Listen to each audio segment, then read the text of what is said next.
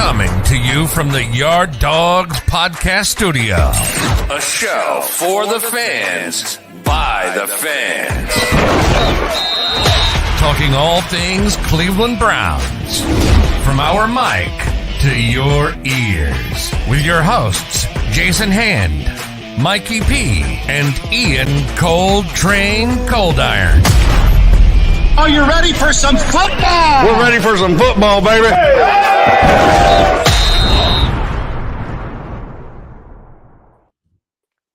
What's going on, fellas? Cold Train, Mikey P. Are you ready to get in the yard tonight? Yeah. Yes, sir. Yes, sir. I'm here. We all got our snapbacks on. Cold Train's Christmas presents, man. Yeah. Look at this, dude. Cold Train's Christmas presents 4 weeks later, gentlemen. In the Chewy box. You gotta love it. Chewy box. You can't beat it because think about it, like the UPS girl told me that rang me up. Well, these are great because it's like the Christmas that never ended. These guys will be ecstatic to get these hats. You know, it's 4 weeks later. Christmas is well beyond the grave. At this point, you're thinking, oh, what is this Chewy box? What's Cold Train sending me? And you're thinking it's going to be some, you know, maybe a door, you know, a little, you know, Browns Man Cave sign or something cheap. And then here you go. It's official team shop hats from the stadium itself, man. My wife helped me pick them out, so they look great on you fellas, though. You guys are hat guys. Let's just be real. You've worn a hat I don't think I've ever seen you guys without hats, so it made the perfect sense. If I'm going to buy something for these two gentlemen, it's got to be a hat. So hopefully you fans will agree out there. I'm sure Jeff's out there agreeing with me. You probably would have done the same thing. Let me tell you, Cold Train, that your gift came at the perfect time, man. Let me just tell you what I was doing. So I was in my garage breaking down boxes from Christmas. Like this is like a 3-week deal. Like every week I'm out there with my box cutter and I'm cutting these boxes up and I'm getting it all night, putting it in the trash can, put it out to the curb. So finally, this is week 3 or week 4. I'm done cutting up boxes and I look to my side door, which the UPS guy never puts boxes there. I look to the side door and I see a Chewy box. And I'm like, oh, dang, okay, we got another, because we subscribe to Chewy. Yeah, so I pick it up. But it's a small box. It's usually we get the big box, you know, because it's got the dog food and everything. So it's a small box. So I pick it up and I'm like, this has my name on it. Like, what's going on? Did my wife sign me up for Chewy and, you know, to get some kind of discount? Because she would do that. So I take my box cutter, I open it up and I see, the brownie elf was staring right at me, bro. I mean, and then I see the Joe Thomas poster in there. Cold Train, it was perfect, man. It just snapped me right back into a good mood from cutting down boxes. And I'm looking at this hat. I threw it right on immediately. Like, it was beautiful, man. I thank you so much for that gift. Yeah, no problem, man. I got mad when I saw the box because I like right before Christmas, our dog had to go. Like we learned something about our dogs. Like schnauzers apparently get fatty livers, so they can't have a lot of like treats and bones and stuff because it causes like fatty tissue on the liver or something. I don't know. $900 later, you learn that. I come home and there's a Chewy box, and I'm like, my wife went and ordered these damn dogs treats again. Like, they're not supposed to have treats. Like, they're supposed to be on a low-fat diet. Like, I opened it up and I'm like, oh, it's a hat. This is great. At first, I saw the box and I was like, that's it. I was like, she doesn't listen. She doesn't listen to me. Like, she listened to vet. And I opened the box and I was like, oh, all right, it's brownie. All right, everything's good. As long as it didn't get to the conversation with, so she never knew though. She wasn't home, thank God, because I was like, I would have been like, I'd probably not be doing the show right now. I'd probably be 6 feet under somewhere. But. I would have hated to have created that turmoil for you. But yeah, it was a sad story for Mikey. I already had the Joe Thomas poster for Jason because if you fans don't know out there, they give out posters to every game. They've done, I don't know who they get some artist to draw them up, but they do, you know, every matchup they've had, you know, some type of poster they've given out. And Mikey asked me to get the Saints one. And I don't know if it was just the cold. I don't know if the truck never made it, but not me and my wife still are just, I mean, we went to almost every entrance because sometimes they're at some entrances and they'll just be in boxes and the guys just, they're hoping you just take the box because they have so many at that point. It's not like they're hot commodity. I mean, they are a hot commodity. People want them, but Well, they're beautiful. For the Saints game, half the stadium was there. I don't know if they just were like. So I think they're in Haslam's son's house somewhere, just in the attic. It's got to be. It's like, dude, where'd they go? Because I know they were in burn barrels that cold ass game. Yeah, where are they? Or they're next to Biden's Corvette. I think maybe they were there. No, it's almost like whoever wanted to give those out was like, we're losing today. It doesn't look good for us or something. But disappointing. But I think they will continue to do that next year. I hope they do. I already framed 2 of them in my house. I want to continue those are cool. Putting them up over in my house. So hopefully they continue to do that, and I can get you one back, Mikey. But yeah, disappointing, man. I don't know. Like I said, maybe it was a frozen tundra, but maybe you're right. Maybe you didn't want a memory of that game anyways. I think every time it was in your crib, maybe you'd be looking at it like, damn it, Cold Train, why'd you give this to me? That's what I still have the pierogi one from the Browns Patriots game. Oh, that's cool. Did you get one too, Jason? The New England? Did you get one as well? Yes. Okay, that's cool. I did. Good, man. Although a lot of memorabilia I got from that game I like to forget about, but there was some cool stuff. We got the dog chain. That was kind of cool, but yeah, that was a disappointing game, man. But we had a blast. Right, Mikey? It was. We got that was it was the cool weekend. We had fun. And then the baseball game was fun too, like experiencing. Oh, for sure. That highlight of the weekend. Yeah. Yeah. Game 3? Yep. And so see and that's fell in what love was with Burberry. Yeah, it was worth going for sure. Yeah. Highlight of the weekend was Game 3. I'm sorry to cut you off. Game 3 of the ALDS, right? Is that what it was?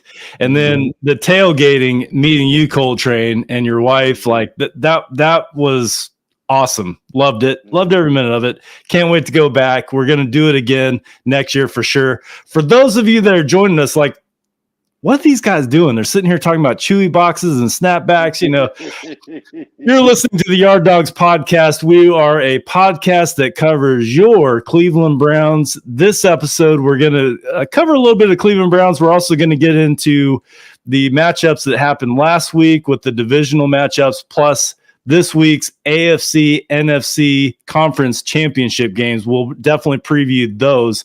Welcome to the show. I'm seeing some comments rolling in. We're streaming live on YouTube. That's our main platform. So if you're looking at us on YouTube, go ahead and hit the subscribe button. It's going to help out this show and Network 216 a lot, which is why we're here. We're brought to you by Network 216.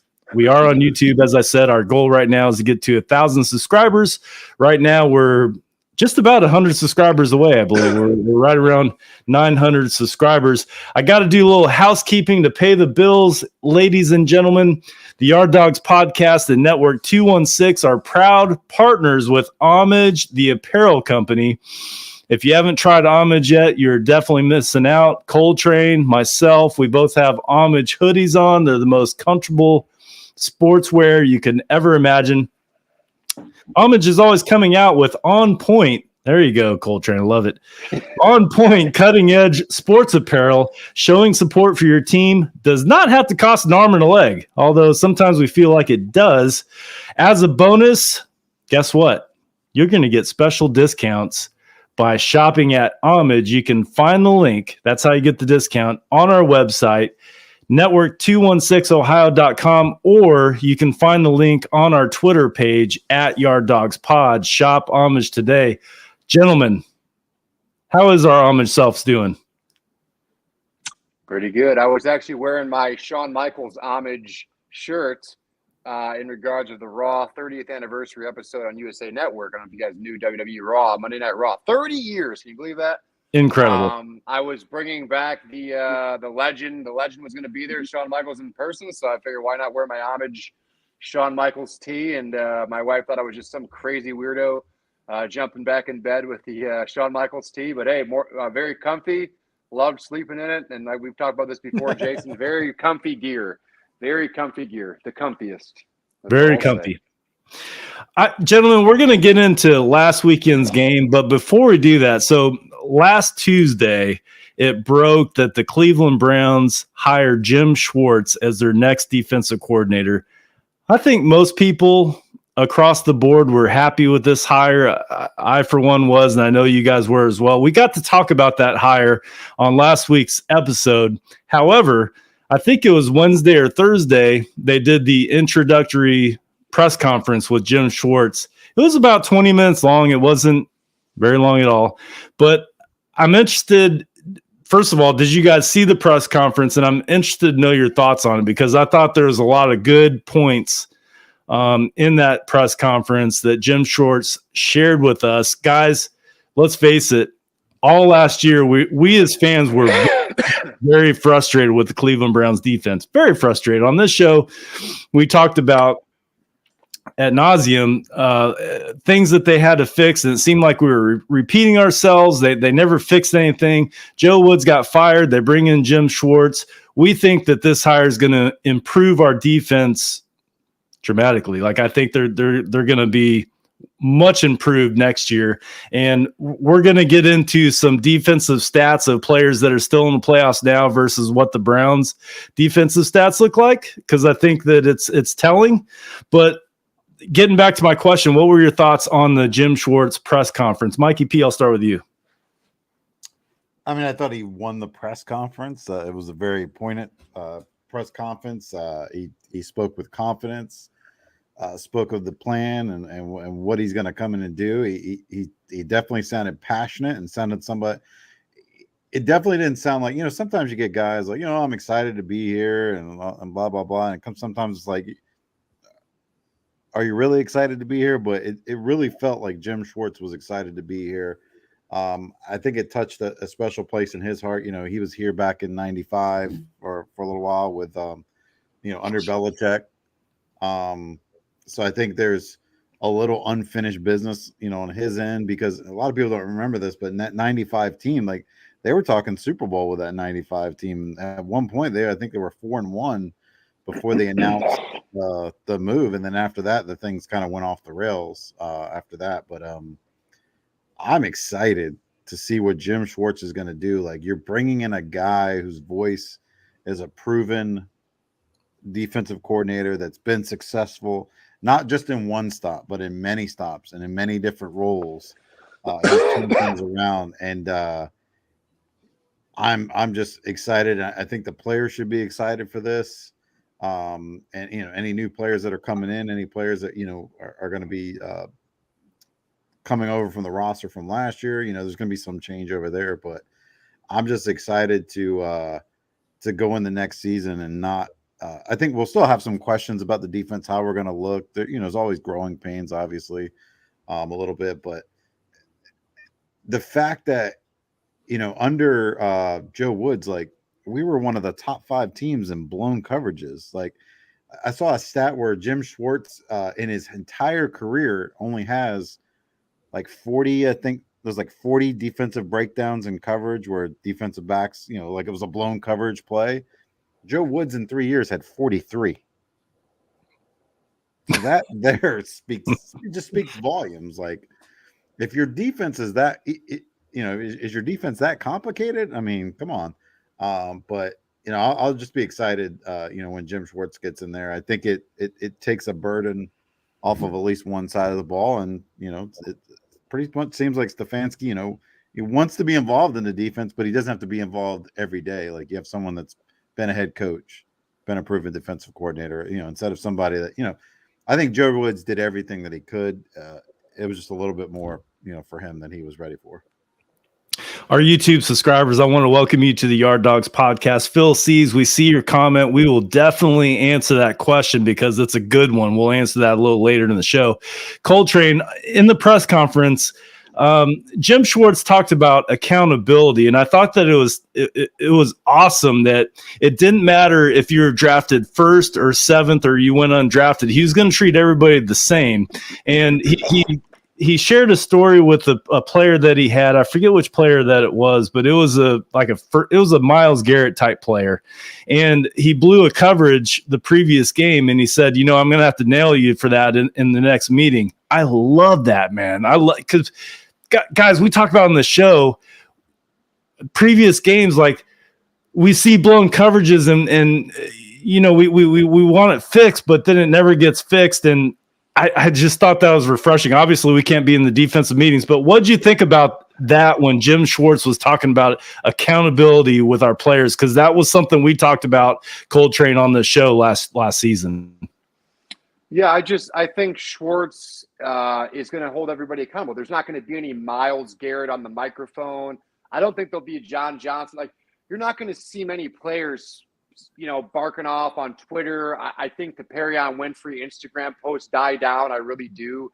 All of this stuff involves a coach who, excuse my French, gives a fuck. A guy who wants his guys in line. He wants them business. Jim Schwartz, to me, from that presser, was all business. And I think that the main thing that he's going to do on accountability, he's going to improve that D-line, man. That's the thing I love about him the most, is he loves a good D-line.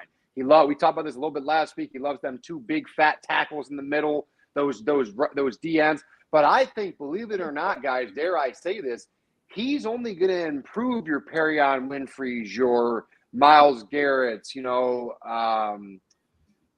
Jordan Elliott's, hopefully that's, your Alex Wright, hopefully he's going to improve these guys, because that's what they need. Woods never really, I'm sure you guys were thinking that too. Like, that's what I love having Schwartz here, and his experience, and just, he was a head coach for years. We never had that with our defense. Like, I don't really think Woods gave a crap. It's almost like Woods, like he let Myles kind of run, like he let, like, what you're talking about right now, Jason, the better players kind of run the show, and then the other guys, like he held them to a different standard. We talked about this on the show, weeks before, where Myles got in that auto accident, and then he was calling out players the next week. Like, wait a minute, bud. Like, you need a coach like Jim Schwartz going to be like, Myles, you just got in an accident that was unnecessary, man. Like, let's just stay off the mic. Like, and I think he'll do that kind of stuff with this team. And I could definitely tell, based off what Mikey was saying, I agree. I could tell I feel like there's unfinished business. You really felt there was a little bit of unfinished business. The fact that he had a past here. Obviously, when you give a shout out to the fans, we're going to go nuts about it. It's all you saw on Twitter, was his line of, we'd love to bring a Super Bowl, and people just eat that crap up. And you could tell he had that, in his pocket, that last line that he wanted to give. But business-wise and sports-wise, football game-wise, this dude's going to fucking handle business, man. I really do. I think he's going to come in here, with a suit on. He's not going to take shit. I think a little bit elaborate on what you said with Stefanski. Believe it or not, guys, I think that was the point of this hire. I think if Stefanski won't do it on his own, Barry's going to kind of push him going, all right, I work with Schwartz. Kevin, you're good, man. You just stick to offense, baby. He'll handle the D. Unlike where it was that collaborated, where like Woods didn't really know what he was doing and Kevin thought he didn't know what he was doing, so they kind of both collaborated on defense. I think it's going to be more. This is Schwartz show. We might not know that. We might not reveal that in the pressers and all that. We're probably not going to know that information, but I believe it's going to be the Schwartz show, man. And with this hire, Kevin's going to be able to branch off, finally focus on the offense and what he needs to do. And I really do think Schwartz is going to bring a different, back to your point, accountability, a different type of coaching, and just a different type of style of accountability in the building. And that's just going to be great for us. And like I said, don't be surprised when you see Alex Wright, your Winfreys. I think they'll improve over the year, because it's a lot different to people that know what they're doing and how to groom guys than Woods. That just, it goes back to my original statement to you, Jason, with my phone. Who the F is Joe Woods? Now we know. So. Wow. I agree with you 1,000%. We have two head coaches. Jim Schwartz has a ton of experience. He's been a head coach in the National Football League.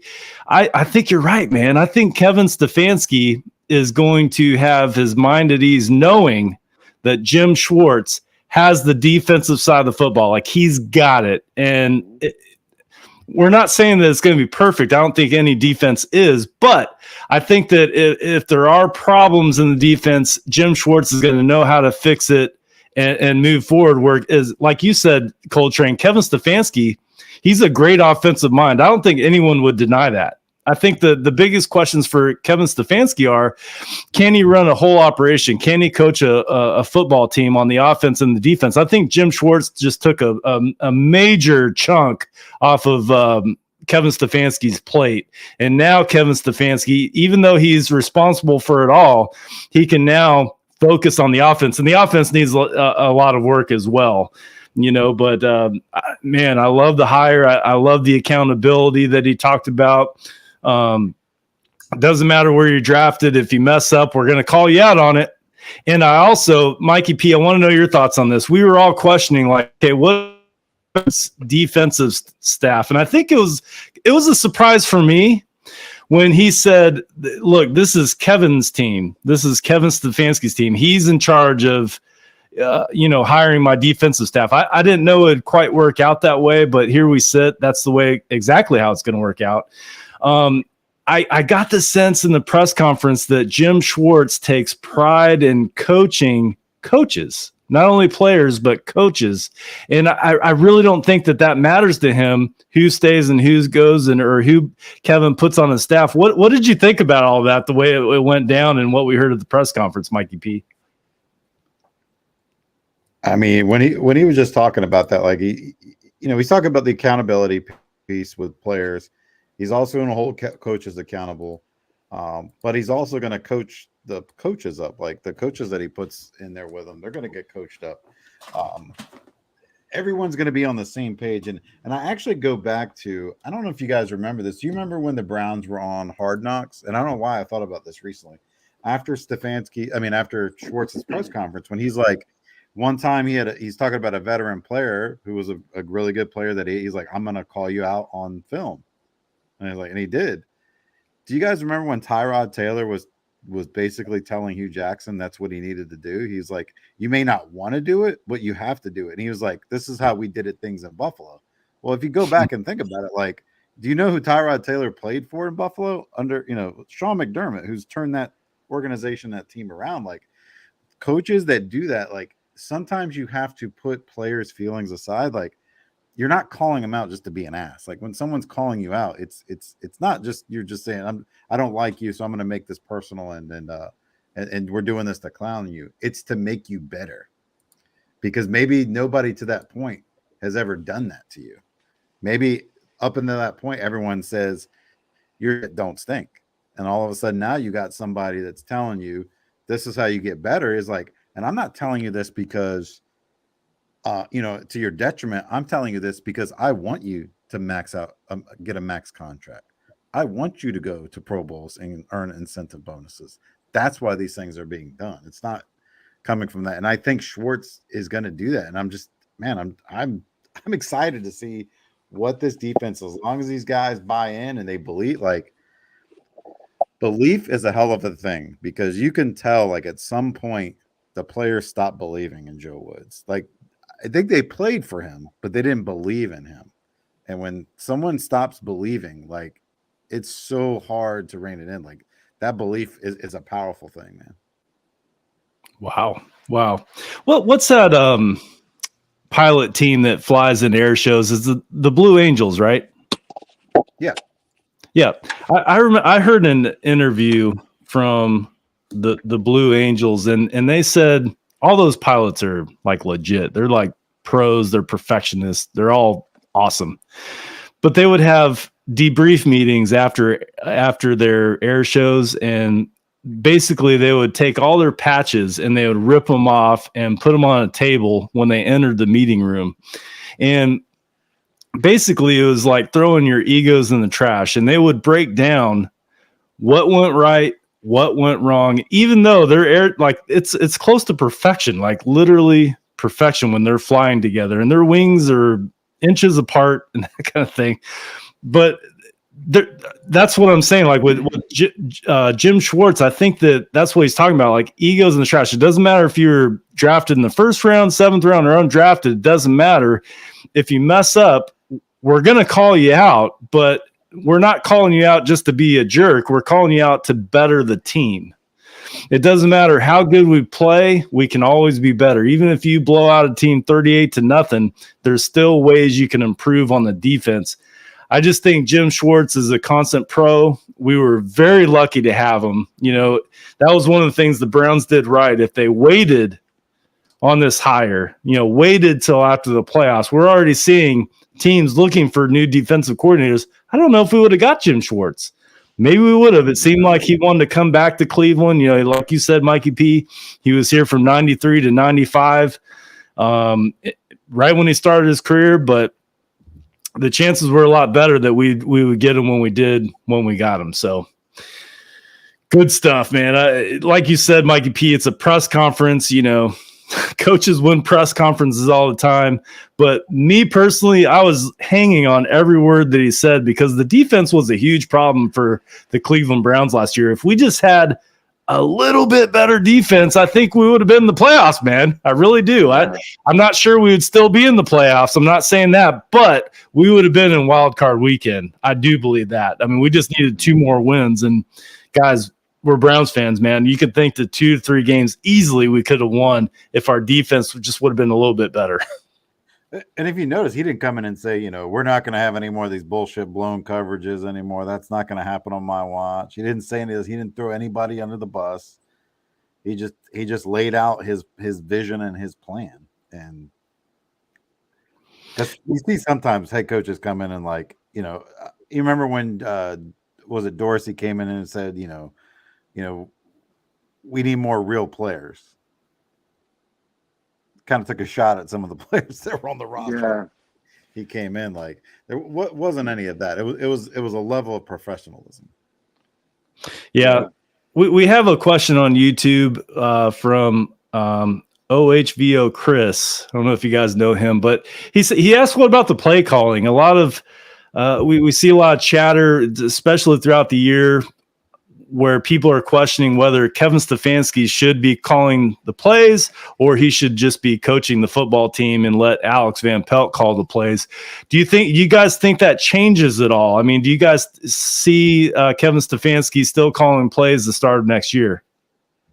Yeah, 100%. I don't think Stefanski's ego and just who Stefanski is, and Barry, I mean, you could tell from the presser, by the way, guys, Barry loves this dude, still loves him. Hasn't shunned him at all in any way, shape, or form. That's his guy.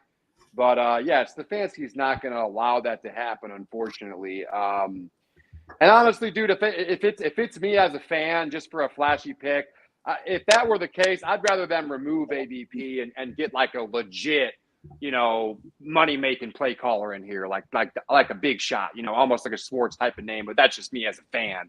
But no doubt that Stefanski, unfortunately, my dude Chris, unfortunately, no doubt Stefanski continues to play calling this year. And I think it was always surmised in these combos behind the scenes and you're fly on the wall. He has one solid year before his seat gets warm. He has one solid year to kind of do his thing on offense. Basically the same thing. Have Schwartz handle the D, but him do the offense. And we'll see where he's headed, man. We'll see where he goes this year. You mean his seat is not warm now? I don't think so. By the way, Barry was talking in that presser. Okay. Dude, not at all. You heard it here first. Dude. Yeah, I'm sorry. I don't think so at all. But Barry was, anytime he mentioned Kevin, you could just see it in Barry's face. That's his dude. My thing is with Barry, tread water a little bit, my dude, because at the end of the day, you know how this goes. If he goes down, you go down with him. So clearly Barry has chosen his path, man. That was clear, at least to me. Each other. Yeah, they're definitely hitched to each other at this point because I think if one is gone, the other's gone. Yeah. I mean, and every time I say that, people get mad at me because they're like, "Oh, you don't like Stefanski anymore, and you wanted him kind of gone after this year." And I was like, at this point, you know, I want to see him. I want to give him every opportunity. I'm tired of firing coaches. It's like I told you, like, I don't want to fire a coach every year. I didn't want to have to fire Joe Woods. I wanted them to get it figured out. But you know, it comes sometimes. It's like you always hear the word continuity. Is like, you know, continuity for just continuity's sake doesn't always mean something like. I think they go into next season. I mean, his seat is definitely warm. Like they can't afford to start the season slow again next year. Like it's playoffs or bust next year. Like, and that's true for a lot of teams, but definitely if you haven't made the playoffs in 2+ seasons, you got a $230 million quarterback. you've invested all this money in free agency and the defense, and you bring in a new defensive coordinator. Like, if you get the defense fixed next year and the offense is still struggling, then I mean, there's Mikey, you're spitting out straight facts, dude. There's no doubt about it. They have to come out of the gates running next year. There's no, if they start the season 2-2, oh, we'll be okay. Or, if they start the season like 2-6, Stefanski's probably gone. And I think he realized that. And Andrew Berry realized that, because if Stefanski's gone, Barry's probably gone as well. That's what I think, so that might be a little reason why that they're, kind of tied to the hip. And we saw that during their press conference a couple weeks ago, because they realized that both their futures with the Cleveland Browns hinges on the success of Kevin Stefanski. And so does Deep Podesta. Like, this is Deep Podesta is not going to be around after this year. Like, Haslam is not a. That's one thing about Jimmy Haslam. He's not afraid to spend money. He will spend money to win. Yeah. He just has. Haslam's issue has always been he lets too many people have his ear. And that can be a problem. Like, when you have people pulling you in different directions, like, it's hard to make decisions that way. Like, you just got to trust that you put your football people in charge and you let them make their decisions and you just write the checks. And then when you need to step in is when stuff's not going well, you say, well, I'm not writing you checks anymore. You got to go. You're fired. Bye-bye. I think he's a little slower to fire people, though, because when he first became the owner of the Cleveland Browns, man, we were going through coaches like toilet paper. Yeah. It was ridiculous. I was still a Chudzinski guy. I hated how he, I thought that Rob Chudzinski wasn't bad, dude. I mean, he was just 1 year, a little bit of promise, and he's like, "You're gone." I don't care. He got a raw deal. I mean, the biggest part that hurt Chudzinski was, he like, everyone thinks that Hoyer really took off under Shanahan. Hoyer actually took off under Chudzinski the year before. Right. But he tears his ACL that night against Thursday night game against Buffalo. Yeah. Him and Gordon were lighting it up that year. And after that, I think we would finish like 4-12 that season, but he had to start guys like Brandon Weeden and 100-year-old Jason Campbell at that point. So yeah, he's a little slower to fire people now, which could be not a good thing. But I think that he's wanting to extinguish all possibilities if this is the right guy or not. With Hugh Jackson, he hung on to him a little bit too long. Would you guys agree with that? I mean, that was one of John Dorsey's downfalls, that he enabled the Browns to keep Hugh Jackson. Like, Hugh Jackson should not have been our coach when John Dorsey got hired. John Dorsey should have said, "Hey, we're firing this guy, Skip Rocks, and I'm bringing in my own guy." But he didn't do that. And I sometimes I think Jimmy Haslam's behind a lot of those decisions.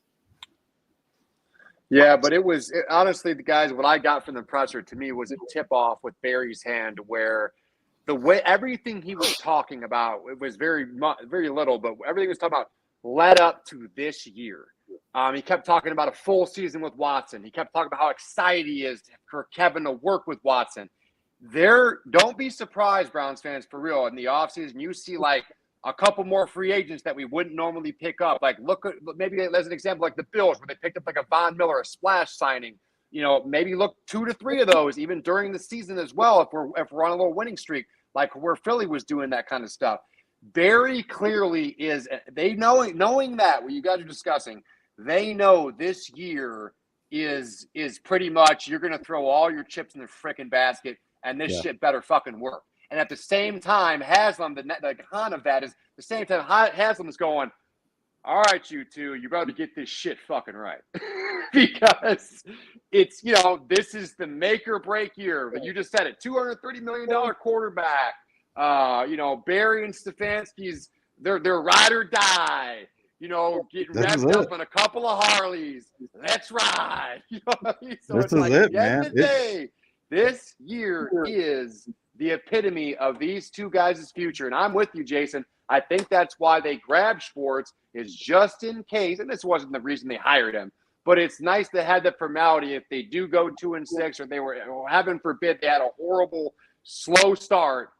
Schwartz can take the helm, at least interimly, and finish the season. But I know people don't want to hear that, and I don't want to say that. But again, back to my positive point, Barry is going to be throwing his chips in this year. You're going to see a lot of offseason changes. Schwartz is going to have a lot of calls, or a little bit of insight on the defensive players that they pick up. So this team is definitely going to throw everything in the basket this year as far as improvements. So, and if they don't get it right, dude, but I believe they will, man. I do. As a fan, I want to stay positive. I do believe they'll get it right. But this year, hopefully, is going to be an exciting one for Browns fans because this is freaking it. I mean, this really is it.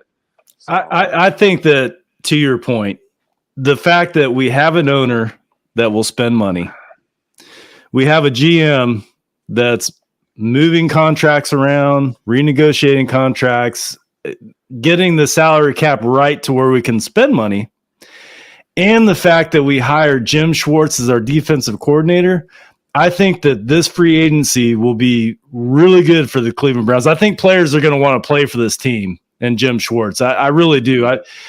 I don't think we're 1 or 2 players away. I think that would be naive of me to say that, but I do think that we're 4 or 5 players away from doing some serious damage in the National Football League. And this free agency period, I think we're going to be defense heavy, and I think we're going to attract a lot of free agents that are just going to want to play here, and we're going to have the money to spend to sign them. Yeah, I think you're going to see with free agency, you're going to see a different look to free agency. You may not see the Jadeveon Clowney type signings or the John Johnson, who was like he was the splashy name that year. I think you're going to see more of this guy's a good football player. He's a good dude. He'll be a good locker room guy. Maybe he's got maybe a year or 2 left, as a good football player. They're bringing them in here to change the culture in the locker room on the defensive side. You're going to see more of those type guys, like a Jordan Poyer maybe coming in, or a Jesse Bates from Cincinnati, those type of guys. You're going to see those team first type of guys coming in here, not the Jadeveon Clowneys, I'm holding out until I get the most money. You're not going to see those free agent signings. I think it's so weird that Andrew Berry went that route a couple of times, because he's so tight on his guardrails on drafting, like for age and what they fit into. Like, I think this year you're going to see a little bit difference, and I think Schwartz will have something to do with that. Like, you'll probably see some guys like a perfect name out there is defensive tackle Javon Hargrave, Philadelphia, played for Schwartz, thrived in his defense. You probably see him as a potential Cleveland Brown. There's going to be some other, solid players, not any of these guys, like, maybe not Von Millers of the world, but, because they're going to demand pretty big deals. But I think you're going to see some, you're going to take some of that $12 million that Clowney got and spread that out over 3 really good guys, as opposed to one guy that's a malcontent that only cares about his stats. Yeah, we're going to get into free agency a lot this offseason, because what else will we talk about, right? So that's kind of the next thing on the Yard Dawgs podcast menu for this offseason. I want to get into some quick defensive rankings. This is from ESPN. This nothing in depth, but basically I have the 4 teams that are still in the playoffs and then the Browns ranking. So the 49ers total defense, according to ESPN, number 1. 49ers have a tremendous defense, and it travels. Hopefully that will reflect in our predictions later on the show. The Bengals have a 16th ranked total defense, and the Chiefs 11th. The Eagles are 2nd. Browns 14th. So when you look at that, you're like, oh, that's not too bad. Where the Browns struggled the most was the run defense. The pass defense, the Browns were ranked 5th. But the run defense was 25th. So that's where I think Jim Schwartz is going to come in. They're going to Coltrane. You talked about this last week, man.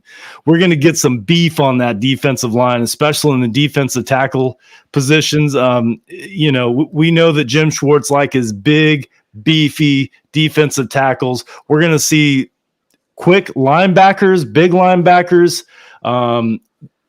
Mikey P, you predicted last week that JOK might not even be on the staff. I don't know. I mean, I had that thought in my mind when I was listening to the Jim Schwartz press conference.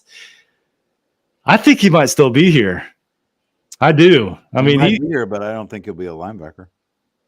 You might move to safety, strong safety. Yeah, he doesn't have the body to play. He's not a three. He can't be a 3-down linebacker, and that's his biggest issue. He can be a 3-down safety. Dude, when you said that, Coltrane, your mouth dropped, bro. we love us some JOK. Now, granted, we would like him to be available for more than 12 games a year. 17 games would be awesome, but we'll see on that. We'll talk about that this offseason. But that's what I think Jim Schwartz is going to do. Offensive rankings, when you look at the 49ers, 5th total offense, Bengals, 8th total offense, Chiefs, 1st, Eagles, 3rd. These are high-powered offenses that are still in the playoffs right now in the AFC NFC Championship game. The Browns were ranked 14th in total offense, 22nd in the pass, and 6th on the run. Of course, we know our run game is phenomenal. We did struggle towards the later part of the season. I think we finished stronger, but that third quarter of the season, we did struggle in the run a little bit. But look for the Browns to bring in a wide receiver, either be in free agency, trade, or the draft to help with that passing game. Of course, it doesn't help when you have two different quarterbacks, right? I mean, nothing against our quarterback play this year. Deshaun Watson, he only played for 6 games. Jacoby Brissett played 11. I love Jacoby Brissett. I hope he's still here next year. I don't think he will. But, in the past game, I think is going to improve a lot. We were ranked 22nd in the league. Like, that's not that good, guys. No. Nope, it's horrible. No, you got to be top. Good teams are top 10 to top 15 in each category typically. Yeah, I mean, there's not a team still in the playoffs that's ranked below 13th best in the league in the past, and we're 22nd. So there's a lot of improvement, but it's not like a total rebuild, man. I mean, we're just filling in holes. There's some position groups that need help, particularly linebacker. Defensive tackle. Last year in the offseason, we all knew that we had to get better at defensive tackle. I don't think that was addressed in the offseason. We did draft Perion. Coltrane, you love Perion. Perion Winfrey. But we definitely have to get bigger there. So, guys, let's get into the divisional round. We're already been doing this for 42 minutes. We got like not that long left. Although I was hoping, not on next. I was hoping for Phil C's question, man. We are going to get into that after Mikey P tells us about Underdog Fantasy. Well, as a reminder, we are a proud partner with Underdog Fantasy. Underdog Fantasy is the easiest play to play fantasy sports. If you're like most people and you love to play daily fantasy and also love to win cash, Underdog Fantasy is definitely for you. Underdog is going to match your initial deposit up to $100 by using promo code 216. So if you deposit $50, that does become $100 to play in Underdog Fantasy. Just remember, use promo code 216 and cash in 2023, baby. Good stuff, Mikey P. All right, Phil C's question. This question centers around the Cincinnati Bengals. I think a lot of Browns fans are jealous right now. I'm jealous. Are you guys jealous, Mikey P, Coltrane? I'm hating. I'm just a hater. I'm the biggest Bengals hater there is. Play the haters ball. Everything about them, like what kills me the most is they're such a likable team. Like, I like the Bengals. I like their players. I like their tight end, Hayden Hurst. I like their receivers, T. Higgins and Jamar Chase. I like their quarterback, Joe Burrow, but I hate them because they're in the AFC North and they're our rivals. What's frustrating about them is they represent what once was a great historic, like Mike Brown is Paul Brown's son. They even took the colors and all that. They're in Cincinnati. Like, they're one of the few teams in the NFL. Like, the NFL is very careful. Like, they try not to put interdivisional teams in the same state, other than like, Buffalo and New York, but people tell you Buffalo and New York are like Buffalo's Canada to most people in New York. But the Jets and Giants are in different divisions. Like, Cincinnati and Cleveland have always been in the same division. They're rivals. They play each other twice a year. You think of who was the coach that said you don't live in Cleveland, you live in Cincinnati. Sam Weiss. Like you have that, and then you're like Joe Burrow is at Ohio State, transfers to LSU, and then wins a national championship, and he's a super likable guy from Ohio, from Athens, Ohio. Like he's got all these images of him wearing like Cavs jerseys and Indians gear, and it's like you're always like, man, that should be us. Like I think that's why I hate them so much now, is because they represent everything I want us to be. And I want us to get to that point. Like people are like, oh, you'd be okay with losing 3 Super Bowls. At this point, just get me to the damn game.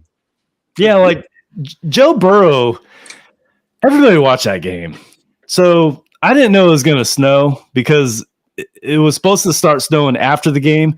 So I turned it on and I'm seeing this white dust flowing across the field. And I'm like, oh man, this is legit. Like anybody who picked the over should go on to FanDuel or wherever you bet and like switch it to the under immediately. Like this is heads up here. But Joe Burrow, man, he went out there and just balled. Like he didn't care it was snowing and the visibility wasn't that good. Like he just went out there and started slinging it.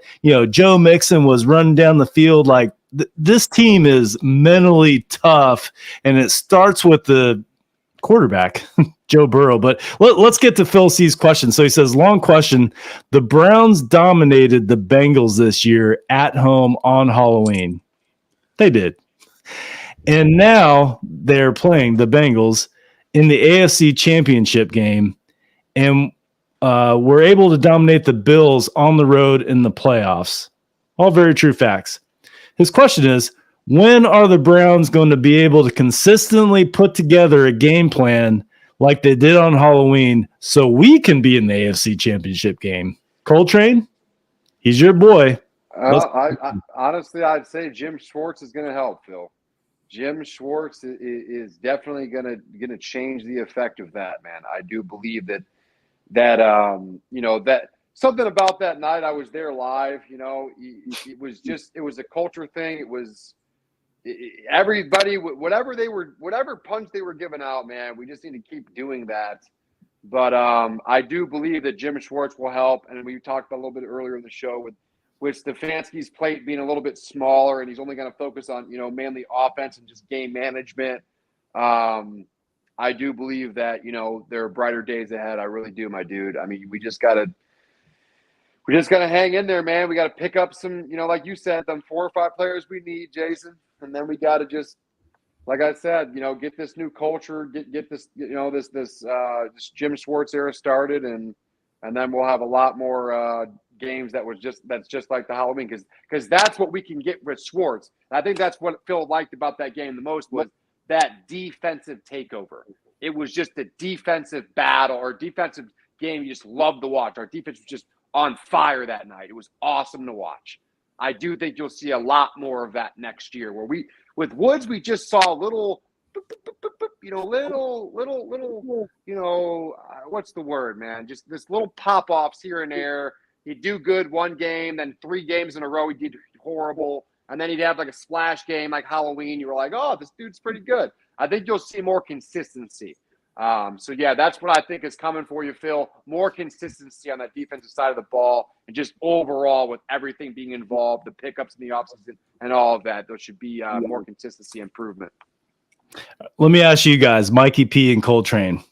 You remember back in the day, like they don't do this anymore in elementary school, but back in the day when you're picking teams for sports, everybody would line up on the wall and you'd say, I got that guy. I got that guy. You remember that? They don't do that anymore. My question to you guys is, let's say it's the last 2 picks for your team. You haven't picked a quarterback yet, and Deshaun Watson and Joe Burrow were sitting on a wall, and you had to pick your quarterback. Who would you pick? Mikey P, I'll start with you. I'd take Joe Burrow. I knew you were going to say that. So you'd pick Burrow. Coltrane, Deshaun Watson's your boy. Like, you got to pick between Joe Burrow and Deshaun Watson. Who you picking? Well, let me reiterate the question. Are we talking about the 6 games, Watson, or are we talking about, Watson over his just right now? It's tomorrow, man. We're career. The draft's tomorrow, man. We're redrafting. Who you picking? I'm still taking Watson, dude. I love a dual threat QB, dude. I'm just not a. Maybe it's just the hate in me. You know what I mean? Probably just the hate in me with Burrows. Like I said, I'm playing Herders Bowl. I can't stand them Bungles, man. But I would take Watson, man. I'm sorry. I honestly would say Watson, just because I like the idea that Mike Vick, can pass and run, play action to set up the play action or set up the, for a 40-yard run. I like that kind of stuff, man. But that's just me. See, and that's the thing that Browns fans have to remember, because we only saw a 6-game snapshot of Deshaun Watson. We've been seeing Joe Burrow for a couple of years. We saw him get hurt. He was out for a while. We saw an offensive line that couldn't keep him protected. We thought the Bengals were going to just ruin his career, and Joe Burrow, his career would just be tarnished forever because the Bengals couldn't protect him. But now you're seeing Joe Burrow 1 game away from once again going to the Super Bowl. But Phil C's, I want to get back to your question. How can the Browns get to the AFC Championship game and reenact that dominating performance that we had against the Cincinnati Bengals on Halloween? It's everything that we're talking about. Like right now, it's hard to say because like Deshaun Watson, we've just seen him for 6 games, but I'm excited, and I'm just speaking like a Browns fan right now. I'm excited because Deshaun Watson has committed to staying here in Cleveland this offseason. Him and Kevin Stefanski are going to get together as much as legally possible by the NFL to game plan and strategize for next season. Deshaun Watson is going to have a full offseason with the Cleveland Browns. Most of his legal problems are behind him, right? He's going to have training camp, offseason programs. He's going to be able to work with our wide receivers, DPJ and Amari Cooper. He's going to be able to build chemistry. Next season, when September rolls around, I do believe that we'll see a different Deshaun Watson than what we saw in the 6 games. And it wasn't a bad Deshaun Watson. Like, we saw him grow. The first game was really bad. Then the second game was a little better. And we did see Deshaun Watson grow. Now, it's tough to compare him to Joe Burrow because he's about to play in the AFC Championship game. But, when we talk about the Browns and the Bengals, I do think that we can compete with them. We're not far away. Our running game is better than the Bengals. They have a better wide receiver room. I'll give them that. I mean, T. Higgins, Boyd, Jamar Chase, like they're legit wide receivers. They really are. But Amari Cooper, DPJ, and wide receiver that we don't know about yet, I think that our wide receiver room will get better. Quarterback room. Coltrane, you said you take Deshaun Watson. Deshaun Watson has a lot more skill set than Joe Burrow does. Like, he can do things Joe Burrow can't do. He can run. He's very athletic. He can get out of tough situations. He can pass the ball. He's very accurate. So it's just tough right now because we're judging him off 6 games. But I think that this time next year, if we ask the same question, I think it's going to be a little bit different. I do believe Deshaun Watson is going to be a tremendous quarterback in this league, and he's going to be a very good quarterback. And in the AFC North, like when you rank the AFC North quarterbacks, like Deshaun Watson's going to be like, it's going to be Joe Burrow 1A, Deshaun Watson 1B. Like that's how close I think it's going to be. But I think we're going to be competing with the Cincinnati Bengals. I mean, we have up to this point, we lost 1 game to Joe Burrow. Like, Joe Burrow has lost every game to the Cleveland Browns except for the last one. So, that's where I'm at with that, Phil C's. I don't know if that answers your question, but we have a lot of work to do this offseason. But I do think we're going to make major improvements, and I can't stress enough how important that Jim Schwartz hire was for the defensive side of the football. Because like I said, if our defense was just 20% better, we're in the playoffs. We are in the playoffs. Like, I can't tell you we would still be in the playoffs now. I don't think we would, but we would have been an AFC wild card team and possibly in the divisional round. That's where I think we would have been. 3 games difference that our defense cost us this year: Chargers, Falcons, Jets. Yep, totally. That's it. That's all we needed. The Jets game was an anomaly. Like, if you put a team in that situation 100 times, that team would lose that were in the Browns' position 1 out of 100. Like, I still can't.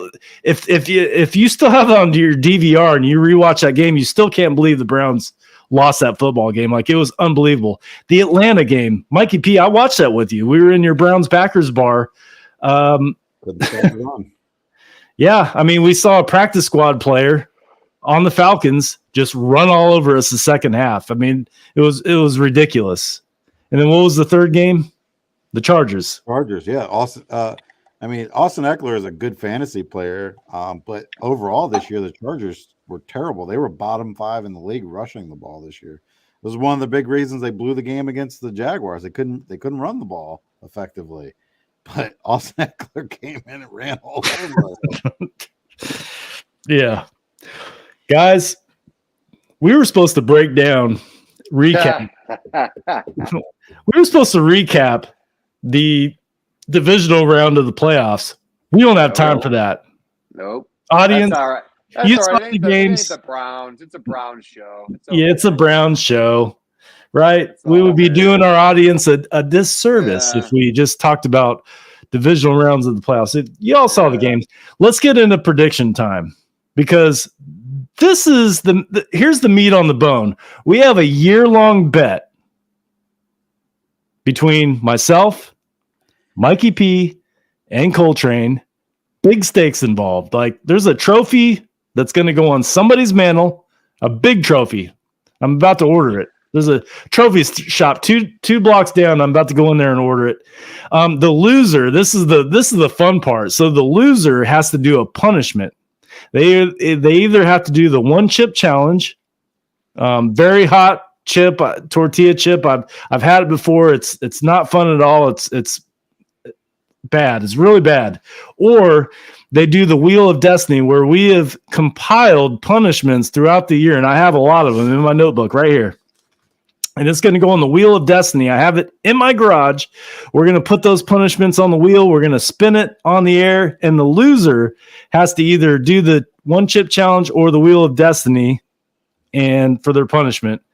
Here's the standing so far. We have predicted the AFC North all year long, and it's on a point system. 1 point for each correct winner, and then 3 points if you get an exact score prediction, which all 3 of us have failed to do at this point.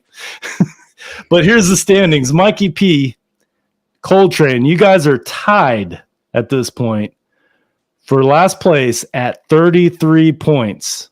Maybe we're tied for second. You're tied for second, but where I'm sitting, you're tied for last. Okay. I am in first place, but I'm not comfortable yet because of that 3-point exact score thing. Like, one of you guys can get lucky and do an exact score, and then all of a sudden I'm in last place, right? So I'm in first place at 37 points. So I have a 4-point lead, but you two are tied. Like, your butt cheeks should be clenching right about now. We have 2 weeks to go. We have the AFC, NFC Championship games, and we have the Super Bowl. That's it. No Pro Bowl, Mikey P. No USFL. No, we're not carrying this on like you've suggested. But there's going to be 2 teams from the USL playing in Canton. I don't care. We're not carrying it on. Like, after the Super Bowl, it's over. I thought we'd go on to NBA. Go Cavs. Start betting on Cavs. Let them know. Let them know. Yeah. All right. So that's where we're at. Audience, for those that are still listening to this show after 59 minutes, if you have a punishment, a good punishment, we have a couple, like wear a Steelers jersey during an episode. What's some other ones, guys? I don't know. That's the main one I would have said was I remember the Steelers. I think jersey. somebody has to wear a bikini during an episode. I think that's one of them. Who said that one? I don't know. A banana hammock? Someone's got to wear a banana hammock? I think Jeff suggested it like in week 1. Oh, of course. I wrote it down. Okay. Good old Jeff. But if you have a punishment, That's not punishment for me. That's punishment for you guys. Right. not according to Jeff. Not according to Jeff. That's true, man. So if you have a punishment, go ahead and put it in the comments, and I'll write it down in the book. For the last place loser, the last place loser has to do a punishment. So think of a good one, write it down, put it in the comments. All right, let's get into our predictions. AFC, NFC, Conference Championships games this weekend, boys. We're going to talk about the 49ers at Eagles.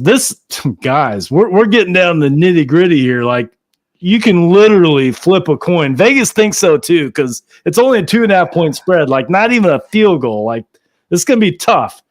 49ers at Eagles. Eagles are favored by 2.5 points. Coltrane, we're going to start with you. Who do you have in this game, and what's the score? Based off the way that they played last week and the way that just that team represents itself, I even said to myself, man, I wish this was the Browns and Stefanski could have turned it around like this guy did. But Sirianni and the Eagles, I would never bet against those dudes, man. I got the Eagles 24, Niners 20. I think Sirianni gets it done again, and case closed there, man. Niners are a good team, but the Eagles are just rolling. So, yeah, it's tough to bet against them. Mikey P, you're next. I'm going to go Eagles 25, 49ers 20. Eagles 25. How do you even get to 25? Field goals, baby. Field goals. 25 to what? 20. Okay. I am going Eagles as well. Coltrane, dude, I agree with you. This was tough for me, though, man, because, like, you got Kyle Shanahan. I'm a Shanahan fan. I really am. Like, what he has done with the 49ers this year is amazing. He's been through – Brock Purdy is their third quarterback. They've started this year. Like, he was the Mr. Irrelevant, the last player in the draft. And Kyle Shanahan takes this guy. He's been starting for 6 games, and we'll start that guy and we'll make the NFC Championship game. I just love that, man. But their defense is what's getting them there. Their defense. Interesting fact. Brock Purdy right now, like usually every year, like for sports cards, the first round quarterbacks are the big money guys. Right now, Brock Purdy, the last pick in the draft, is fetching like crazy value on his rookie cards. It's nuts. Dude, Kyle Shanahan has a decision to make. Like throwing the cards away, probably. They're like, it's Brock Purdy. It's a no name. Get rid of it. How would you like to be faced with that decision? Like, do you bring Brock Purdy back? Like, is he your starter week 1 next year? That's tough, dude. Maybe get some trade value out of him. Maybe, but do you trade him away? Like, huh? Go ahead, Mikey P. I think he's frozen a little bit. He's freezing up. Yeah, he's freezing up. All right, so I have the Eagles also winning this one, 31-27. I just think it's going to be close. I can't believe that I picked a high-scoring game because, I mean, both their defenses are really good. But I just believe in the Eagles. I also believe in the 49ers, but I just believe in the Eagles a little bit more. I'm with you, Coltrane. They've come too far to end it now. They've been destined to make the Super Bowl this year, and I think they're going to do just that. So I have the Eagles winning 31-27. So we all agree, guys, the Eagles going to the Super Bowl for the NFC. What do you guys think? The way they were playing this week, dude, and dominated the Giants, you'd think they'd be primed to win a Super Bowl. I mean, I just honestly, dude, that Jalen Hurts, that's what I want Watson to look like when he gets his little offseason this year. You know, work out like him, come back strong, be able to do what he does. Jalen Hurts' story, just in general, man, just what a freaking story. What a comeback, dude. Holy crap, dude. They're firing on all cylinders on that franchise, man. Jalen, I wish he was in Cleveland. I needed it in Cleveland, man. I need that, you know? All right. Can one of you guys get on Facebook while I'm reading this comment? It just says Facebook user, but I'd like to know who said it. Go on our Yard Dawgs podcast page if you don't mind. But a Facebook user says Chiefs have been sandbagging. Wait till you see some cool plays coming your way. Top secret, Andy Reid, Eagles and Chiefs, go Chiefs. I wanted to read that before our next predictions because that's who we're going to predict next. The Bengals at the Chiefs. You guys have who said that yet? It was J. Paul Piccoli. J. Paul Piccoli, my boy. He, him and his wife teaches with, or used to teach with my wife, Dana. So been friends with J. Paul Piccoli for a long time. He's a friend of the show. He tunes into the Yard Dawgs podcast a lot. Like he's always commenting, and he's a diehard Chiefs fan. Like he's a legit Chiefs fan. He spray paints the Chiefs logo in his front yard every year for the playoffs. Like he's legit. I'll show you guys some pictures of that. So we'll see if our predictions line up with J. Paul's thought. You know, Chiefs have been sandbagging, guys. What do you guys think? I'm starting this one. Okay, it's my turn. It's hard to bet against Patrick Mahomes. Like Patrick Mahomes, we're entering into an era where the old quarterbacks that we're used to are retiring. Drew Brees a couple years ago, Tom Brady's probably going to retire. Aaron Rodgers is on his way out the door. Like there's some old quarterbacks, like legit quarterbacks, who are on their way out the door. And Patrick Mahomes was like the start of the new era for me. And I've enjoyed his career since he got drafted by the Kansas City Chiefs. I'm a Patrick Mahomes fan. This game is going to be electric. The Bengals are no joke. We just talked about him earlier. Like Joe Burrow, he's not going to be fazed by the AFC Championship. That they're playing the Kansas City Chiefs and they're going to Arrowhead. It might be cold. Like that's not going to bother Joe Burrow. Where my problem lies, this is where my decision is made. Patrick Mahomes suffered a high ankle sprain last week. I think it was the second or third quarter, and he was out for a while. Chad Henne was in.